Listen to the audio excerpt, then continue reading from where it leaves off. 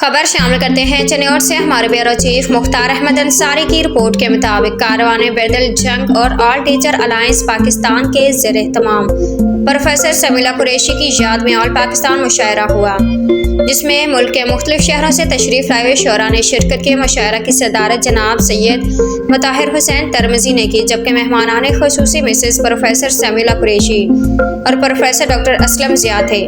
مشاعرے کا باقاعدہ آغاز تلاوت قرآن مجید اور نعت رسول مقبول سے ہوا۔ مشاعرے میں چنیوٹ کے شعراء نے بھرپور نمائندگی کی۔ چنیوٹ سے شرکت کرنے والے شعراء میں شجاعت رضوی، جاوید اقبال، زاہد حافظ، رحمان حفیظ، زاہد ساوز، ڈاکٹر زاہد یاسین اکھیا، حسنین سہیل، تنویر پوری اور مبشر حسن کامل تھے۔ تمام شعراء نے اپنا کلام پیش کیا اور خوب داد حاصل کی۔ مشاعرہ کے آخر میں منتخب شعراء میں ایوارڈز اور اعزازی سند تقسیم کی گئی۔ چنیوٹ سے ڈاکٹر زاہد یاسین اکھیا کو ادبی ایوارڈ اور اعزازی سند سے نوازا گیا۔ مشاعرے کے اختتام پر تمام سامعین اور مہمانوں کی پرتکلف کھانے سے تواضع کی گئی۔